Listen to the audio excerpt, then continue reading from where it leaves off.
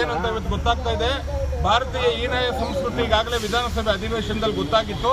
ಇವತ್ತು ಸಿಟಿ ರವಿ ಅನ್ನತಕ್ಕಂಥ ಒಬ್ಬ ಚೀಟಿಂಗ್ ಬಳಸಿರ್ತಕ್ಕಂಥ ಪದ ಇವತ್ತು ನಮ್ಮ ಮಾಧ್ಯಮದ ಮುಂದೆ ಹೇಳಕ್ಕಾಗ್ತಿಲ್ಲ.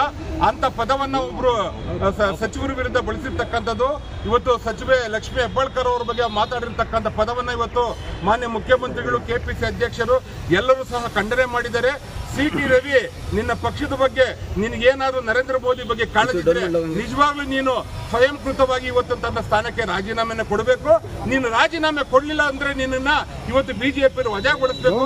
ಬಿಜೆಪಿ ವಜಾಗೊಳಿಸಿಲ್ಲ ಅಂದ್ರೆ ಮಹಿಳೆಯರ ಬಗ್ಗೆ ಬಿಜೆಪಿಗೆ ಇರತಕ್ಕಂತ ಅಗೌರವ ಏನು ಅಂತ ಇವತ್ತು ಗೊತ್ತಾಗುತ್ತೆ. ಕೂಡಲೇ ಪೊಲೀಸ್ ಇಲಾಖೆ ಇವತ್ತು ಸ್ವಯಂ ಪ್ರೇರಿತವಾಗಿ ದೂರನ್ನ ದಾಖಲು ಮಾಡ್ಕೊಳ್ಬೇಕು. ಸಿಟಿ ರವಿನ ಬಂಧಿಸಬೇಕಂತ ಪ್ರತಿಭಟನೆ ಮೂಲಕ ಆಗ್ರಹ ಪಡ್ತಾ ಇದ್ವಿ. ಸಭಾಪತಿಗಳಾದ ಬಸವರಾಜ ಹೊರಟ್ಟಿರವರೇ, ನೀವು 8 ಬಾರಿ ವಿಧಾನ ಪರಿಷತ್ ಸದಸ್ಯರಾಗಿದ್ದೀರಾ, ನೀವು ಸಭಾಧ್ಯಕ್ಷರಾಗಿದ್ದೀರಾ, ನ್ಯಾಯಯುತವಾಗಿ ತೀರ್ಪನ್ನ ಕೊಡಬೇಕು.